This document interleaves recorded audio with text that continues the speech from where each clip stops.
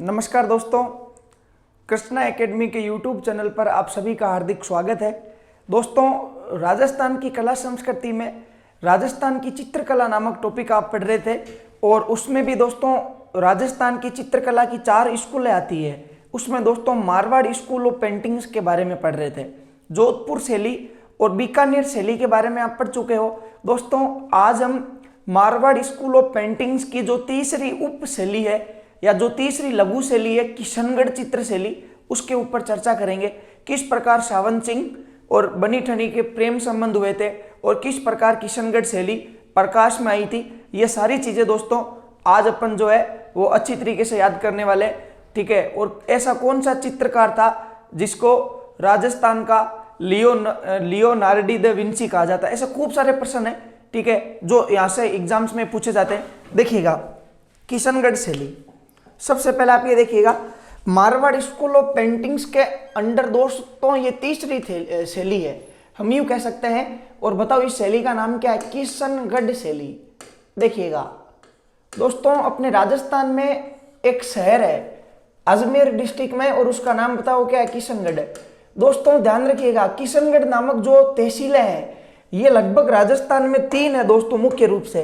एक किशनगढ़ तहसील जो है हम यूं कह सकते हैं अलवर डिस्ट्रिक्ट में है, एक किशनगढ़ जैसलमेर डिस्ट्रिक्ट में है और एक जो किशनगढ़ है वो बताओ कहाँ है? अजमेर में। तो दोस्तों वर्तमान में जो किशनगढ़ है वहां पर एक रियासत हुआ करती थी, ये एक राठौड़ वंश की रियासत थी। दोस्तों देखिएगा, इस रियासत के संस्थापक कौन थे और वो कहां से आए थे और उनका संबंध कहां से रहा था। सबसे पहले आप ये देखिएगा दोस्तों, किशनगढ़ शैली।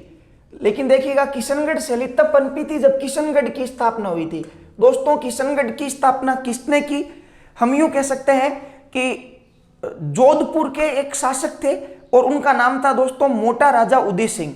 देखिएगा, जोधपुर के राजा मोटा राजा उदय सिंह के पुत्र थे किशन सिंह और महाराजा किशन सिंह ने 1609-10 में दोस्तों किशनगढ़ रियासत की स्थापना की थी। और हम यूं कह सकते हैं कि मारवाड़ से टूटकर ही किशनगढ़ अलग हुआ था।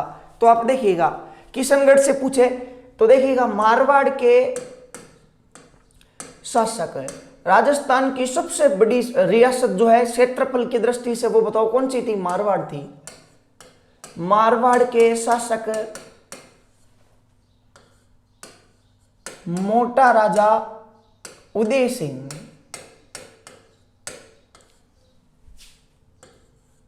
मारवाड़ के शासक मोटा राजा उदय सिंह के पुत्र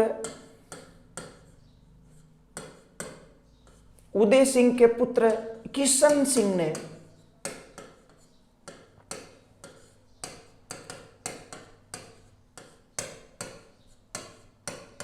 1609-10 में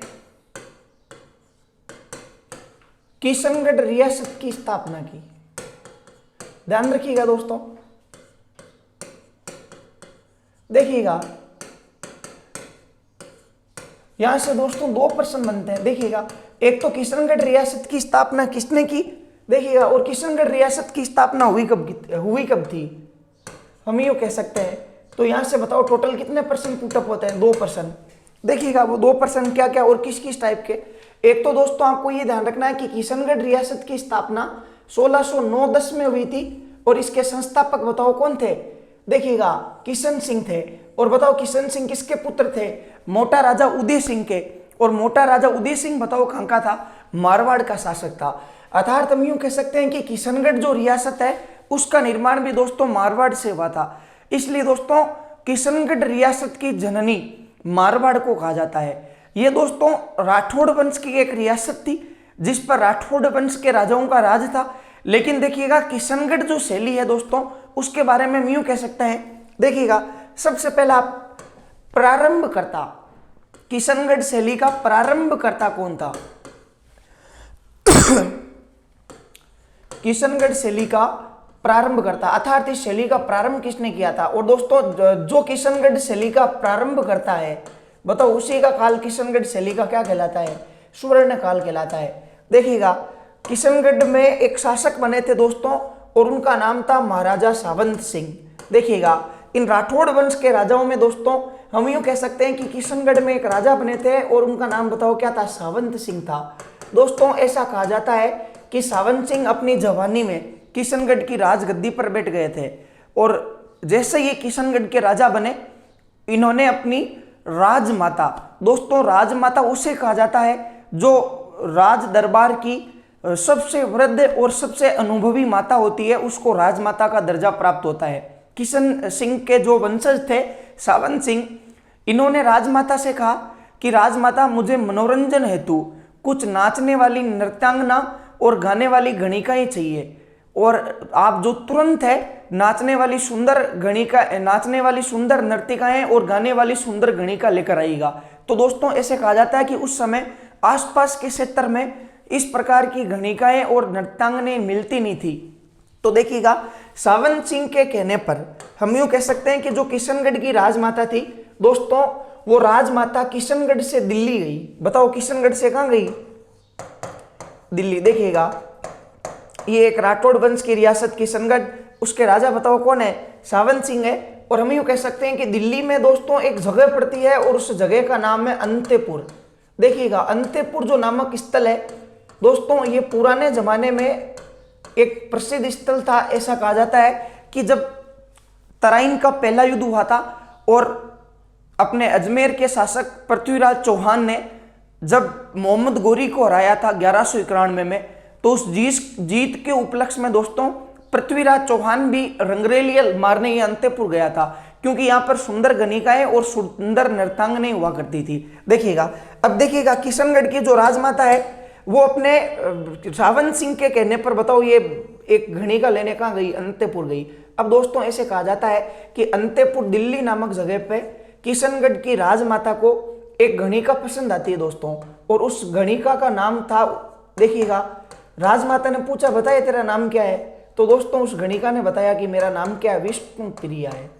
बताओ नाम क्या है? विष्णुप्रिया। फिर उससे पूछा बताए विष्णुप्रिया तेरी जाति क्या है? तो उसने कहा साहब मैं गुज्जर जाति की महिला हूं। दोस्तों ध्यान रखिएगा अंतेपुर दिल्ली से जो किशनगढ़ की राजमाता थी वो विष्णुप्रिया नामक एक गणिका को जो गुज्जर जाति की महिला थी, बताओ दिल्ली से लेकर कहां गई? किशनगढ़ आ गई।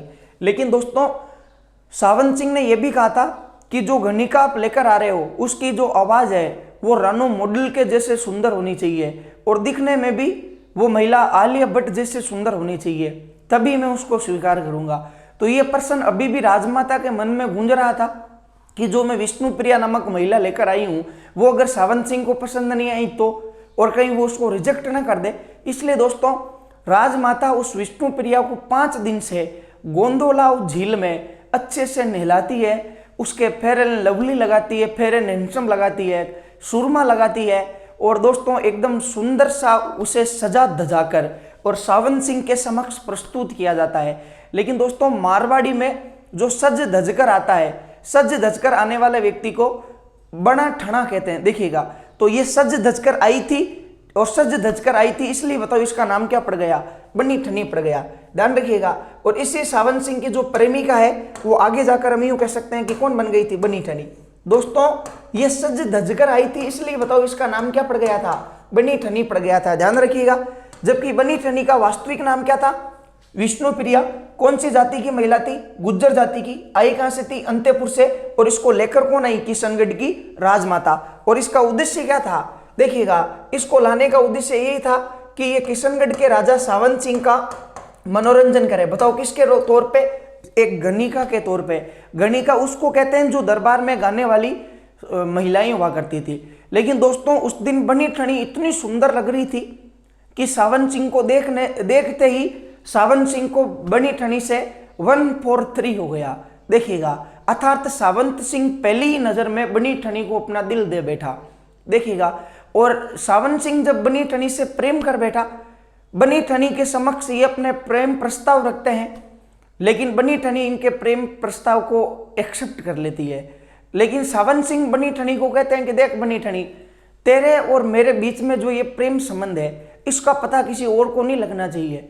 तो बनी ठनी ने कहा कि ऐसा क्यों? कि ऐसा इसलिए कि जब किसी को पता चलेगा कि किशनगढ़ का राजा एक गणिका से प्रेम करता है तो अच्छा नहीं होगा। तो बनी ठनी ने कहा इससे क्या होता है? तो इस सावन सिंह ने कहा कि देख इसमें मेरा घाटा, तेरा कुछ नहीं जाता। तू बस मेरे और तेरे प्रेम को गुप्त रखेगी। तो फिर दोस्तों बनी ठनी ने कहा कि फिर बता सावन सिंह, मैं तेरे मोबाइल नंबर किस नाम से सेव करूं? तो सावन सिंह ने कहा कि देख तू मेरे मोबाइल नंबर नागरी दास के नाम से सेव कर ले। दोस्तों वेरी मोस्ट इंपोर्टेंट पर्सन है, इसी सावन सिंह को बताओ क्या कहा जाता है? नागरी दास। और दोस्तों इसके जो ये नागरी दास नामक नाम है वो बनी ठनी और सावन सिंह के मध्य जो प्रेम पत्थर लिखे जाते थे उन प्रेम पत्थरों में सावन सिंह का नाम बताओ क्या मिलता है? नागरी दास मिलता है। अब दोस्तों उससे भी इंपोर्टेंट पर्सन क्या है कि ये जो सावन सिंह थे किशनगढ़ के राजा और उनकी प्रेमिका कौन? बनी ठनी, जो एक गायन करने वाली एक गणिका के तौर पे आई थी। दोस्तों ये दोनों भगवान श्री कृष्ण के भक्त थे, देखिएगा। और भगवान श्री कृष्ण का अपने राजस्थान में हम यूं कह सकते हैं कि एक संप्रदाय है और उस संप्रदाय का नाम बताओ क्या है? वल्लभ संप्रदाय। एक ऐसा संप्रदाय जिसमें भगवान श्री कृष्ण के बाल रूप की पूजा की जाती है, बताओ नाम क्या? वल्लभ संप्रदाय। सावन सिंह और बनी ठनी दोस्तों इन दोनों ने वल्लभ संप्रदाय अपनाया था और भगवान श्री कृष्ण की ये भक्ति किया करते थे। ऐसा कहा जाता है कि सावन सिंह तो भगवान कृष्ण की भक्ति के पीछे इतने पागल हो गए थे कि इन्होंने अपने अंतिम समय में किशनगढ़ का राजपाट छोड़ दिया था। और दोस्तों इनका जो अंतिम समय था, देखिएगा, जो किशनगढ़ के राजा सावन सिंह थे इनका अंतिम समय दोस्तों वृंदावन में गुजरा था, ऐसा कहा जाता है। इनका बताओ अंतिम समय कहां गुजरा था? वृंदावन। क्योंकि उस समय भक्ति, जो आधुनिक भक्ति थी उस समय, उसका बताओ मुख्य केंद्र बिंदु कहां हुआ करता था? वृंदावन। जितने भी महान संत थे जैसे कि मीराबाई थी या और भी पृथ्वीराज राठौड़ थे या फिर ये सावन सिंह थे, दोस्तों इन सब ने अंतिम समय में वृंदावन की यात्रा की है और अपना अंतिम समय वहीं व्यतीत किया है, हम यूं कह सकते हैं। तो दोस्तों उस जमाने का भक्ति का केंद्र क्या हुआ करता था? वृंदावन। इसके अलावा दोस्तों ये जो बनी ठनी थी, देखिएगा, ये भी दोस्तों कविताएं लिखती थी और इसकी कविताओं की जो हेडिंग होती थी, ध्यान रखिएगा, रसिक बिहारी के नाम से ये कविताएं लिखती थी। वेरी मोस्ट इंपोर्टेंट है, रसिक बिहारी के नाम से, रसिक बिहारी के नाम से बताओ क्या लिखती थी? कविताएं लिखती थी। रसिक बिहारी के नाम से कविताएं लिखती थी, बताओ कौन? बनी ठनी। ध्यान रखिएगा, बनी ठनी अंतेपुर की थी और इन दोनों ने बताओ वल्लभ संप्रदाय अपना रखा था, सावन सिंह ने और बनी ठनी ने। इसके अलावा दोस्तों बनी ठनी भी एक विदुषी महिला थी। इन दोनों ने भगवान श्री कृष्ण की भक्ति की थी दोस्तों, हम यूं कह सकते हैं। इसलिए दोस्तों जो बनी ठनी है, देखिएगा, इन्होंने भगवान कृष्ण को अपना पति मानकर पूजा था और सावन सिंह भी भगवान श्री कृष्ण के भक्त थे। इसलिए दोस्तों बनी ठनी जो है इसे किशनगढ़ की मीरा कहा जाता है।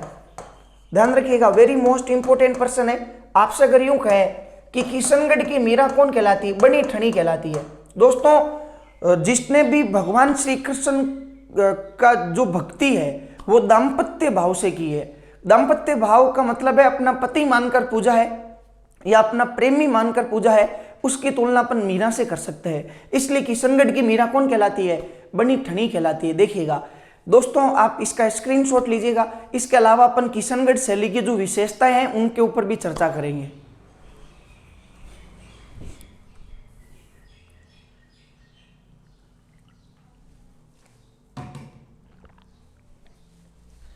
देखिएगा, किशनगढ़ शैली की प्रारंभकर्ता के पश्चात सावन सिंह और उसके बारे में हमने पढ़ा था। इसके अलावा दोस्तों किशनगढ़ शैली की विशेषताएं,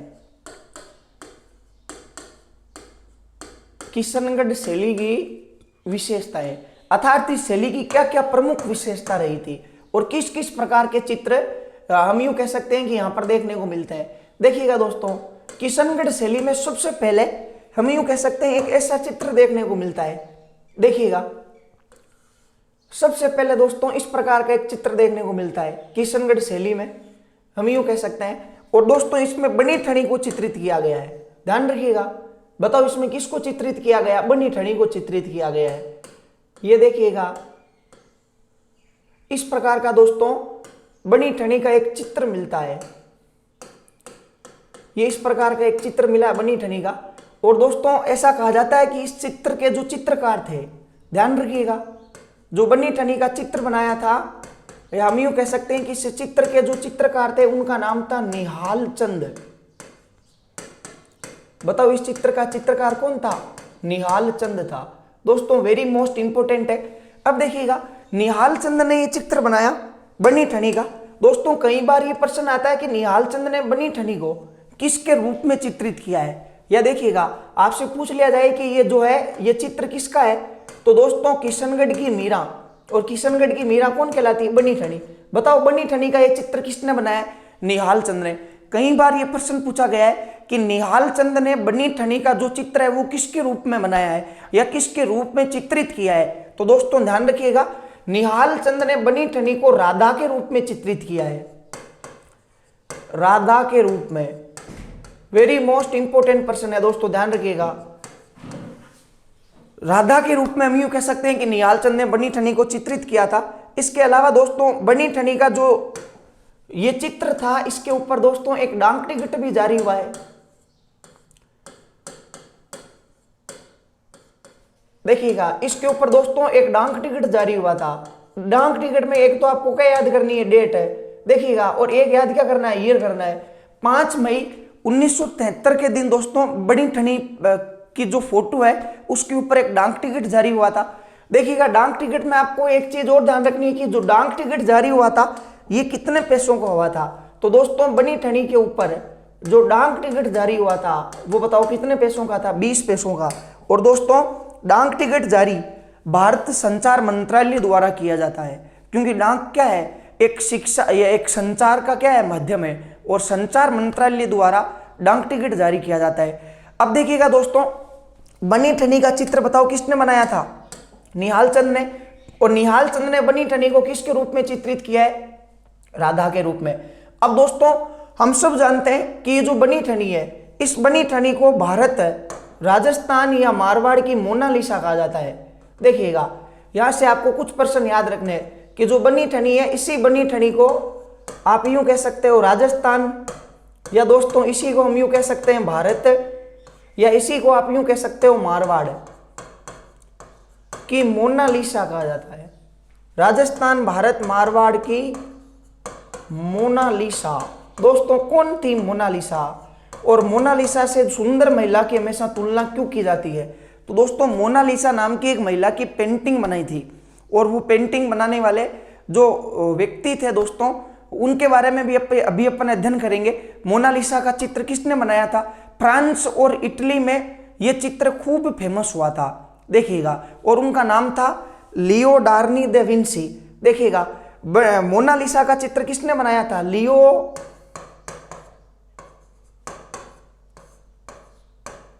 लियोडार्नी दी विंसी। वेरी मोस्ट इंपोर्टेंट है दोस्तों, मोनालिसा का चित्र किसने बनाया था? लियोडार्नी दे विंसी ने बनाया था। अब देखिएगा जो राजस्थान या भारत की जो मोनालिसा है उसका चित्र बताओ किसने बनाया था? निहाल चंद ने बनाया था। इसलिए दोस्तों इस निहाल चंद की तुलना किससे की जाती है? लियोडार्नी दे विंसी से की जाती है। Very most important. और निहाल चंद को वेरी इंपोर्टेंट है, ध्यान रखिएगा, राजस्थान का, बताओ कहां का? राजस्थान का लियोडार्नी दे विंसी कहा जाता है। बताओ राजस्थान का लियोडार्नी दे विंसी किसको कहते हैं? निहाल चंद को। ठीक है, वो क्यों कहा जाता है? क्योंकि मोनालिसा पेंटिंग किसने बनाई? लियोडार्नी दे विंसी ने। ठीक है, और जिसको राजस्थान की मोनालिसा कहते हैं उसकी पेंटिंग किसने बनाई? निहाल चंद ने। इसलिए इसको राजस्थान का लियोडार्नी दे विंसी कहा जाता है। दोस्तों ध्यान रखिएगा। देखिएगा इसके अलावा हम यूं कह सकते हैं कि किशनगढ़ शैली में दोस्तों एक चित्र और बना है, और उसको चांदनी रात की संगोष्ठी कहा जाता है। देखिएगा किशनगढ़ शैली में एक चित्र इस प्रकार का और बना है दोस्तों, और उसमें जो दृश्य है वो चांदनी रात का है। देखिएगा इस प्रकार हम यूं कह सकते हैं कि चांदनी रात है और उसमें तारे आसमान में जगमगा रहे हैं। देखिएगा इस प्रकार, देखिएगा आसमान में क्या जगमगा रहे हैं? तारे, और इनके बीच में चंदा मामा है। इस प्रकार देखिएगा दोस्तों इस चित्र में यहां पे देखिएगा एक खंबा है और इस खंबे के ऊपर दोस्तों एक जग पड़ा है। इस प्रकार का चित्र है दोस्तों ये। इसके अलावा दोस्तों इधर इसमें एक महिला का चित्रण किया गया है, हम यूं कह सकते हैं। देखिएगा ये एक महिला है, और दोस्तों इधर एक चित्रण किया गया एक पुरुष का। ऐसा माना जाता है कि ये बनी ठनी और सावंत सिंह थे। बनी ठनी और सावन सिंह। और इसमें से कुछ तारे हैं जो टूटकर बताओ किधर गिरे, जमीन की तरफ। दोस्तों ये चांदनी रात का दृश्य था, इसलिए इस चित्र को चांदनी रात की संगोष्ठी कहा जाता है। देखिएगा वेरी मोस्ट इंपोर्टेंट है, आपसे अगर यूं पूछ ले कि चांदनी रात की संगोष्ठी नामक चित्र राजस्थान की कौन सी चित्र शैली से संबंधित है, तो आपका उत्तर होना चाहिए किशनगढ़ चित्र शैली। और दोस्तों चांदनी रात की जो संगोष्ठी नामक चित्र था, हम यूं कह सकते हैं इसका चित्रकार था अमरचंद। अर्थात बताओ ये चित्र किसने बनाया था, अमरचंद ने। दोस्तों इन चित्रकारों का नाम भी याद ध्यान रखिएगा, अगर आपको पूछे चांदनी रात की संगोष्ठी किसने बनाई, अमरचंद ने। और बनी ठनी को राधा के रूप में किसने चित्रित किया था, तो निहाल चंद ने। निहाल चंद को राजस्थान का लियो डार्नी द विंसी कहा जाता है। बनी ठनी के चित्र पर 5 मई 1973 को डाक टिकट जारी हुआ था। देखिएगा, और वो कितने का था, 20 पैसे का था। इसके अलावा दोस्तों किशनगढ़ शैली की और भी हम यूं कह सकते हैं कि विशेषताएं हैं। देखिएगा किशनगढ़ शैली की दोस्तों जो विशेषता नंबर 3 आती है, उसमें देखिएगा इस प्रकार का एक चित्र और मिलता है। दोस्तों देखिएगा किशनगढ़ में हम यूं कह सकते हैं कि एक झील है। देखिएगा, और उस झील का नाम बताओ क्या है, गोंदोलाव झील। दोस्तों किशनगढ़ में एक झील है, हम यूं कह सकते हैं, और उस झील का नाम बताओ क्या है, गोंदोलाव, या इसको गोंदोलाव तालाब या गोंदोलाव झील कहा जाता है। देखिएगा गोंदोलाव झील या हम यूं कह सकते हैं गोंदोलाव तालाब। दोस्तों गोंदोलाव तालाब के अंदर देखिएगा एक नाव का दृश्य है। बताओ गोंदोलाव तालाब के अंदर किसका दृश्य है, एक नाव का। और नाव को हम यूं कह सकते हैं नौविहार। देखिएगा जो नाव चलाते हैं उसको क्या कह सकते हैं, नौविहार। और देखिएगा इस नाव में दोस्तों 2 व्यक्तियों के चित्र चित्रित हुए हैं, एक तो इधर एक इसमें व्यक्ति बैठा है और एक इधर बैठा है। इसके बारे में ऐसा पता लगाया जाता है और ऐसा कहा जाता है कि ये जो चित्र थे वो बनी ठनी और सावन सिंह के थे। अर्थात जब भी बनी ठनी और सावन सिंह गोंदोलाव झील में बोटिंग करते थे तो उनका भी एक चित्र यूं सामने आता है। इसके अलावा दोस्तों इसमें एक देखिएगा एक पक्षी का चित्रण भी मिलता है। देखिएगा, और इस पक्षी के बारे में कहा जाता है कि ये बतख थी। बताओ ये क्या था, बतख है। इसके अलावा दोस्तों इसी के हम यूं कह सकते हैं इस चित्र में दोस्तों साइड में किशनगढ़ के सुप्रसिद्ध राजमहल का चित्रण भी मिलता है। और दोस्तों किशनगढ़ का जो राजमहल था या जिसमें किशनगढ़ का राज परिवार निवास करता था उसे दोस्तों फूल महल कहा गया है। आपसे पूछे कि फूल महल कहाँ है, तो किशनगढ़ में है। गोंदोलाव झील कहाँ है, किशनगढ़ में। इस गोंदोलाव झील, फूल महल, बतख, नौविहार। और देखिएगा इस चित्र में दोस्तों ऊपर उड़ते हुए भंवरों का चित्रण किया गया है। देखिएगा इस चित्र में हम यूं कह सकते हैं कि ऊपर कौन उड़ रहे हैं, भंवरे उड़ रहे हैं, उड़ते हुए भंवरे, उड़ते हुए भंवरे। और दोस्तों इसके ऊपर देखिएगा बादलों का चित्रण भी मिलता है, लेकिन ध्यान रखिएगा बादलों का जो चित्रण है वो सुनहरा, सुनहरा बादलों का चित्रण दोस्तों किशनगढ़ शैली में मिलता है। तो देखिएगा कि ये किशनगढ़ शैली की कुछ विशेषताएं थी। इसके अलावा दोस्तों भगवान श्री कृष्ण के संबंध है इस शैली का, क्योंकि सावन सिंह और बनी ठनी दोनों भगवान श्री कृष्ण के भक्त थे। इसलिए दोस्तों इस शैली में ध्यान रखिएगा किशनगढ़ शैली में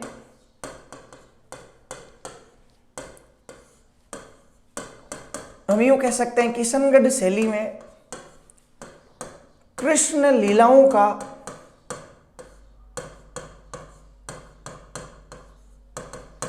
किशनगढ़ शैली में कृष्ण लीलाओं का साकार चित्रण हुआ है। साकार चित्रण हुआ है। दोस्तों साकार का मतलब होता है जिसके पास एक निश्चित आकार हो या एक निश्चित आकृति, उसको बताओ क्या कहा जाता है, साकार कहा जाता है। ध्यान रखिएगा एक होता है साकार और एक क्या होता है, निराकार। निराकार उसको कहते हैं जिसका कुछ आकार नहीं होता है या जिसकी कुछ आकृति नहीं होती है, और जिसका निश्चित आकार या आकृति होती है उसको क्या कहते हैं, साकार कहा जाता है। इसके अलावा दोस्तों किशनगढ़ शैली के चित्रकार कौन कौन से थे, देखिएगा। अर्थात वो कौन कौन से पेंटर थे जिन्होंने किशनगढ़ में चित्र बनाने का कार्य किया था। देखिएगा दोस्तों इसको अपन एक ट्रिक के माध्यम से याद रख सकते हैं, और वो ट्रिक है मोरनी सुरीली। मोरनी सुरीली। देखिएगा इस ट्रिक में दोस्तों जो ये मोर है, इस मोर से आपको याद रखना है मोर ध्वज। बताओ मोरनी कैसी है, सुरीली है। देखिएगा मोर से याद क्या रखेंगे, मोर ध्वज। नी से आपको याद रखना है निहाल चंद। बताओ नी से याद क्या रखोगे, निहाल चंद। देखिएगा सूरी से आपको याद रखना है सूर ध्वज। बताओ सूरी से याद क्या रखोगे, सूर ध्वज। और दोस्तों ली से आपको याद रखना लाडली दास। बताओ ली से याद क्या रखोगे, लाडली दास। इसके अलावा दोस्तों किशनगढ़ शैली में एक प्रसिद्ध चित्रकार और हुए थे जिनका नाम था बदन सिंह। बदन सिंह भी किशनगढ़ शैली के प्रसिद्ध चित्रकार थे। एक दोस्तों किशनगढ़ शैली में चित्रकार हुए थे जिनका नाम बताओ क्या था, सीताराम। ये भी किशनगढ़ शैली के क्या है, चित्रकार। चित्रकारों को याद करना है, वेरी सिंपल। मोरनी बताओ कैसी है, सुरीली है। इस प्रकार अपन क्या कर सकते हैं, याद कर सकते हैं। दोस्तों इसके अलावा आप पहले इसका स्क्रीनशॉट लीजिएगा। अब देखिएगा दोस्तों एक अच्छा प्रश्न जो एग्जाम्स में आता है और ये पूछा जाता है कि किशनगढ़ शैली को प्रकाश में लाने का श्रेय किसको जाता है। तो दोस्तों दो व्यक्ति थे। देखिएगा एक का नाम था doctor Eric Dixon, doctor Eric Dixon, और एक व्यक्ति थे जिनका नाम था फैयाज अली। देखिएगा एक का नाम तो क्या था, डॉक्टर एरिक डिक्सन, और एक का नाम हम यूं कह सकते हैं डॉक्टर फैयाज अली। दोस्तों ये दोनों जो थे वो अपने अजमेर में एक विद्यालय है और उसका नाम बताओ क्या है, मेयो कॉलेज। मेयो कॉलेज में प्रोफेसर थे, ध्यान रखिएगा। इधर से आप चाहे एरिक डिक्सन के बारे में कहो या फैयाज अली के बारे में कहो, बताओ ये दोनों मेयो कॉलेज में क्या थे, व्याख्याता थे। और ऐसे कहा जाता है कि 1950 के आसपास जो एरिक डिक्सन थे इन्होंने किशनगढ़ शैली को प्रकाश में लाने का प्रयत्न किया था और उनके साथ में कौन मिले थे, डॉक्टर फैयाज अली। दोस्तों इसके पहले ये शैली दबी हुई थी या इसको कोई हाईलाइट नहीं किया था, लेकिन किशनगढ़ शैली को प्रकाश में लाने का श्रेय डॉक्टर एरिक डिक्सन और फैयाज अली को जाता है। ध्यान रखिएगा। देखिएगा इस शैली को प्रकाश में लाने का श्रेय किशनगढ़ शैली को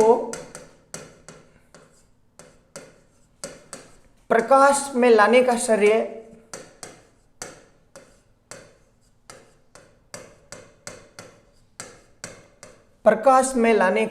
श्रेय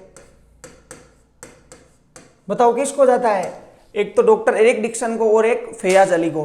दोस्तों अभी हमने पढ़ा था कि मारवाड़ या राजस्थान की मोनालिसा कौन कहलाती है, बनी ठनी। देखिएगा इन्होंने कहा था, डॉक्टर एरिक जो डिक्सन थे, देखिएगा वेरी मोस्ट इंपोर्टेंट है, डॉक्टर एरिक डिक्सन ने कहा था कि बनी ठनी जो है वो कौन है, मारवाड़ की मोनालिसा है। या हम यूं कह सकते हैं कि बनी ठनी कौन है, राजस्थान की मोनालिसा।